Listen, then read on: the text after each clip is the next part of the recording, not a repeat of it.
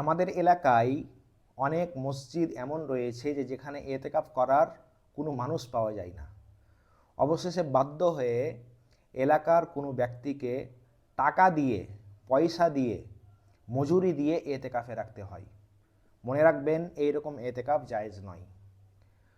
এতেকাফের জন্য মজুরি নেওয়া, টাকা নেওয়া, কোনো বিনিময় নেওয়া, অর্থ নেওয়া, এসব কিছু জায়েজ নেই। এরকম করে এতেকাফ তো হবেই না, উল্টো গুনাহ হয়ে যাবে।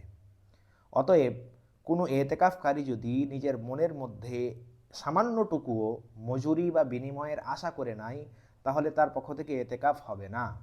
এতেকাফ শুধুমাত্র আল্লাহর জন্য হবে, কিন্তু যদি একজনও করে নাই তো সবার জন্য যথেষ্ট হয়ে যাবে। হ্যাঁ, এটা ভিন্ন কথা যে কেউ এতেকাফ করলো আর অন্য কোনো ব্যক্তি তাকে তার অজান্তেই কিছু হাদিয়া দিয়ে দিল, কিছু তোহফা দিয়ে দিল, তার খাবার দাবারের ব্যবস্থা করে দিল, এটা ভিন্ন কথা। কিন্তু কেউ যদি ইচ্ছা করে মজুরি নাই এবং মজুরি সহ এতেকাফ করে, তাহলে তার এতেকাফ হবে না এবং মহল্লাবাসীর পক্ষ থেকে যথেষ্টও হবে না।